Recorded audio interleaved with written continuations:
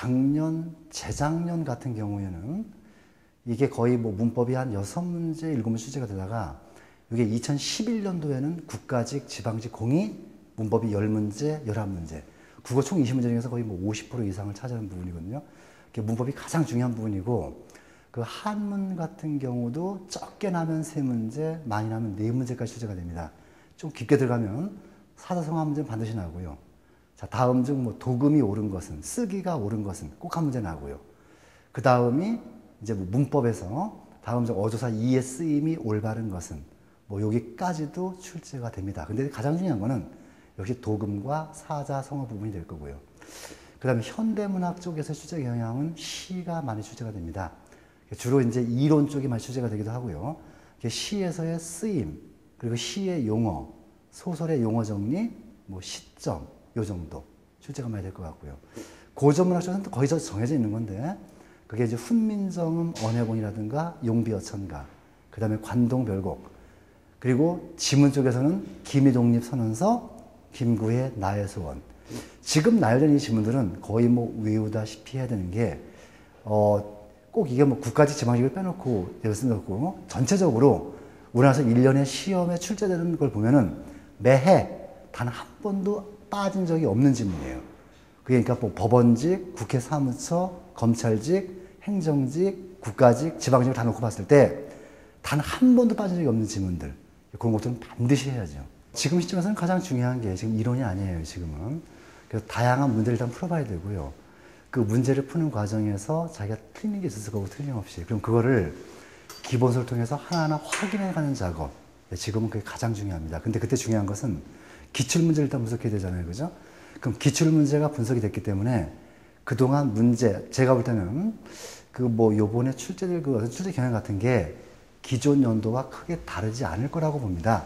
아까 제가 말씀드렸던 그 문법 10문제 정도, 한문 3문제, 그 다음에 지문에서 한 뭐 대여섯 문제 정도 날 거 뻔하니까 그런 출제 경향에 맞추어서 일단 예상 문제를 풀어보시고, 그 예상 문제가 만약에 너무 뭐 어렵다거나 그런 거 틀린 거에 너무 집착하지 않는 게 좋을 것 같아요. 지금에서는 기본적인 게 출제가 됩니다. 항상.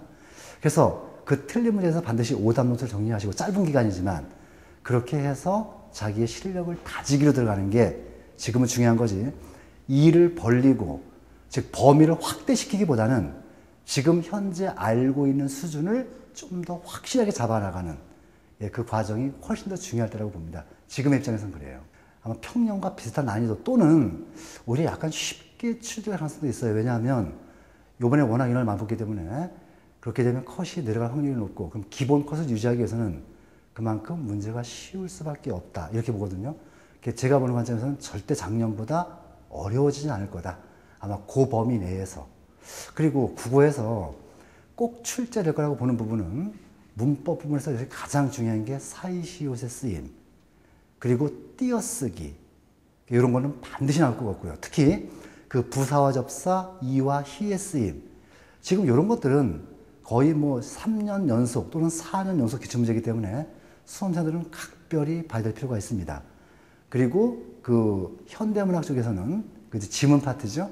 그 비문학 쪽에서는 순서 잡는 출제 유형, 그리고 윗글의 주제로 볼 수 있는 것은, 그 다음에 글의 사실적 이해, 자, 윗글의 내용으로 볼 수 없는 것은, 요 정도 문제는 반드시 날 거라고 보이고요.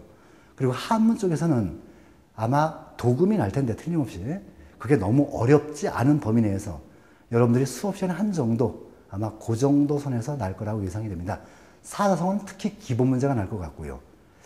예, 그 다음 고전 쪽에서는 훈민정음 해례본, 그리고 용비어천가, 그리고 관동별곡, 요 세 지문 중에 하나는 반드시 나올 겁니다. 그 정도만 정리하시면 뭐 난이도도 크게 어렵지 않고 여러분이 배운 정도 내에서 출제가 될 겁니다. 지금 뭐 새로운 걸 찾으려고 한다기보다는요, 우리가 알고 있는 걸 정확히 정리하는 시간을 다시 한번 가지시고, 그리고 자신감을 가지세요. 할 수 있을 겁니다. 틀림없이.